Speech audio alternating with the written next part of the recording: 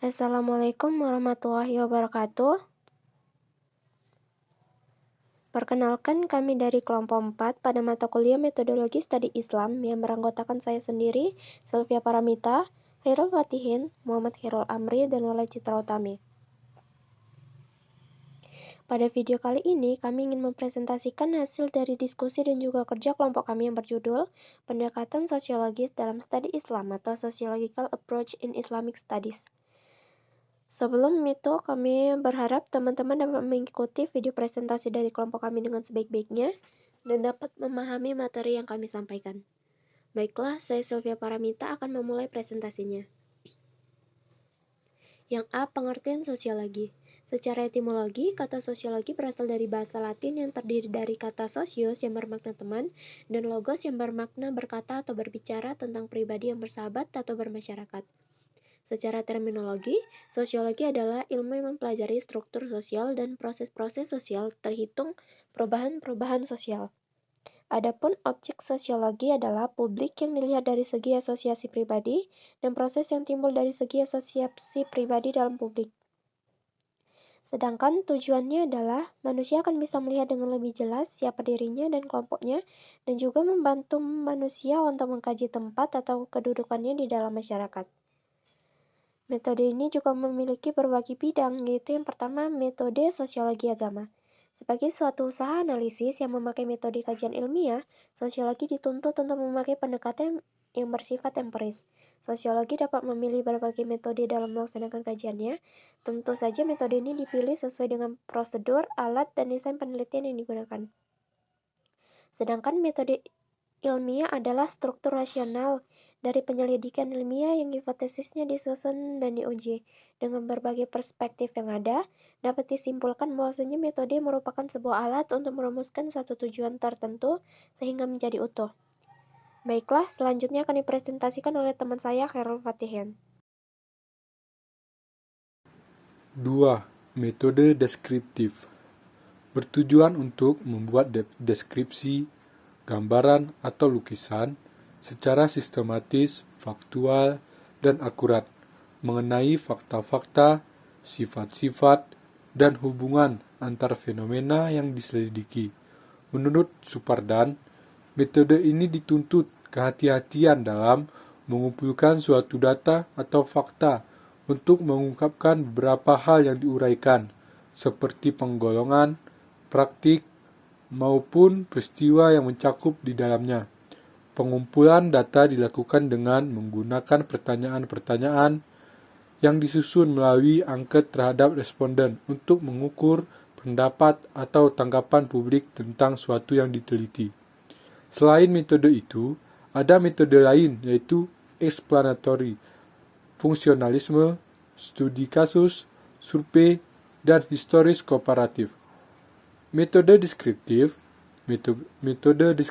yakni suatu metode penelitian tentang dunia empiris yang terjadi pada masa sekarang. 3. Metode komparatif. Metode komparatif adalah sejenis metode deskriptif yang ingin mencapai suatu bab argumen akibat, pembahasan faktor-faktor, atau penyebab terjadinya atau munculnya suatu fenomena. Jangkauan waktu adalah jangkauan pada masa sekarang. Jika jangkauan waktu terjadi pada masa lampau, maka analisis tersimpul terhitung ke dalam bagian sejarah. Metode komparatif ini juga mementingkan perbandingan antara rupa-rupa masyarakat beserta bidang-bidangnya untuk perbedaan dan persamaan serta argumen sebabnya. Yang keempat, metode eksperimental.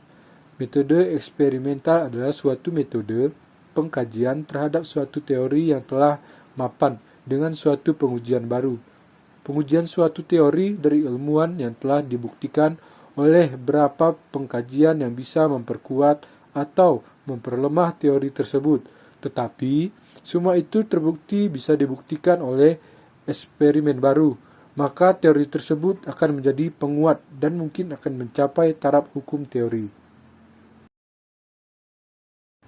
5. Metode explanatory.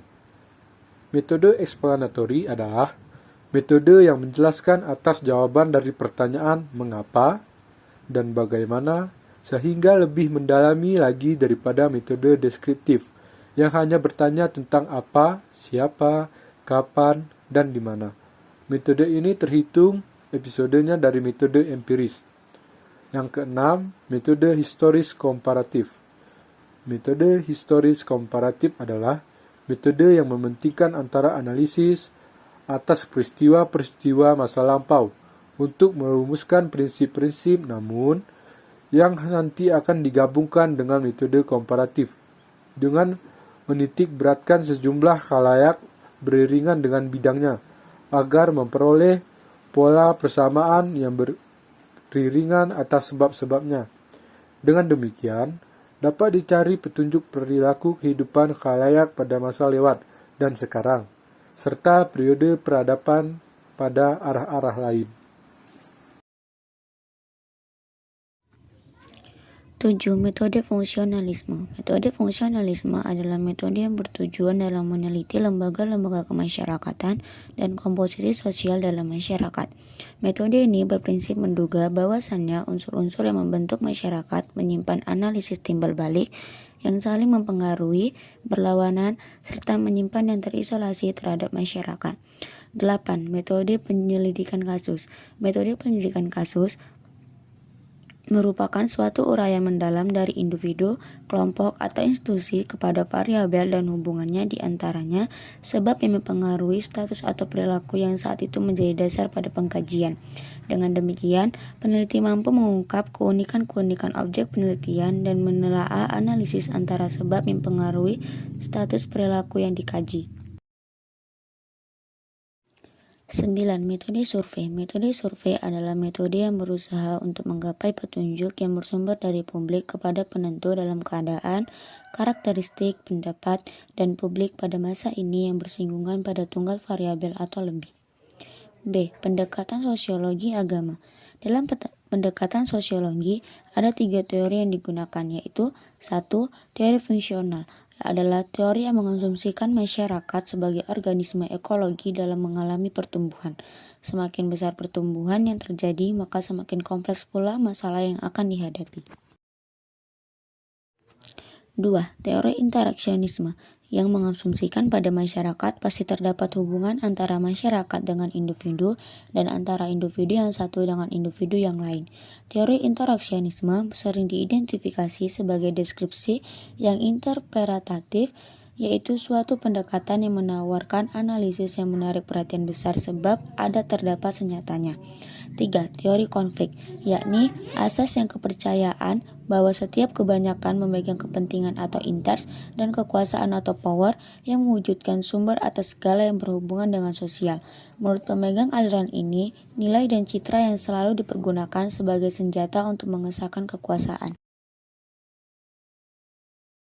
Baiklah, saya akan melanjutkan presentasi dari pemateri sebelumnya.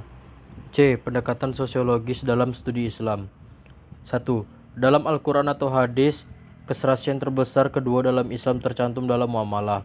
Menurut Ayatullah Khomeini, perbandingan antara ayat-ayat ibadah dengan ayat-ayat yang menyangkut kehidupan sosial adalah 1:100. Untuk satu ayat ibadah ada 100 butir muamalah atau pasal sosial. 2.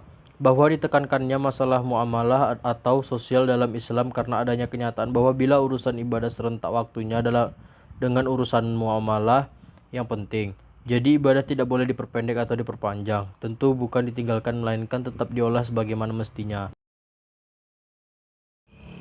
3. Bahwa kebiasaan yang berisi orientasi kemasyarakatan diberi ganjaran lebih besar daripada kebiasaan yang berwatak perseorangan. Maka dari itu sholat yang dilakukan berjamaah lebih tinggi nilainya daripada sholat yang dikerjakan sendirian. 4. Dalam Islam terdapat ketentuan bila urusan ibadah tidak dilakukan dengan sempurna atau batal, maka kifaratnya atau tebusannya ialah melakukan sesuatu yang berhubungan dengan masalah sosial. 5. Dalam Islam terdapat paham bahwa amal baik dalam bidang kemasyarakatan mendapat amalan lebih besar daripada ibadah sunnah. Kesimpulan. Kecenderungan para sosiologi yang selama bertahun-tahun mengabaikan signifikansi sosial agama dengan cepat mengakui berkembangnya peran agama dalam gerakan-gerakan kultural dan resistensi etis dalam masyarakat yang belum atau postmodern di dunia maupun yang sedang berkembang. Nasib agama di dunia yang belum modern sama sekali tidak pasti, tetapi tidak diragukan bahwa ulasan-ulasan sosiologis mengenai kehidupan umat beriman dan komunitas keagamaan, dan pandangan sosiologis tentang peran ideologi dan organisasi keagamaan dalam masyarakat kontemporer memberikan petunjuk penting tentang perjalanan agama dan upaya penelitian agama. Selama ini umat Islam banyak memahami agama hanya melalui pendekatan secara teologi normatif tanpa dilengkapi dengan pendekatan lain, sehingga agama hanya dijadikan sekedar lambang kesolehan, mengklaim dirinya sebagai yang paling benar, dan memandang paham orang lain keliru, dan seterusnya. Tetapi sebaliknya, jika umat Islam telah memahami agama menggunakan pendekatan teologis dilengkapi dengan menggunakan pendekatan lainnya seperti antropologis, sosiologis, psikologis, historis, kebudayaan, dan pendekatan filosofi secara operasional konseptual dapat memberikan jawaban terhadap masalah yang timbul. Melalui pendekatan sosiologis, agama akan dapat dipahami dengan mudah karena agama sendiri diturunkan untuk kepentingan sosial. Baiklah, sekian presentasi dari kami. Tak lupa pula kami mengucapkan terima kasih kepada Bapak Muhammad Saleh Singkli, SPD MPD, selaku dosen mata kuliah Metodologi Studi Islam, dan juga kepada teman-teman yang sudah mengikuti presentasi dari kelompok kami dengan baik. Sekian presentasi dari kami. Apabila ada kata-kata yang kurang dipahami, kami mohon maaf. Wabillahi taufiq wal hidayah. Wassalamualaikum warahmatullahi wabarakatuh.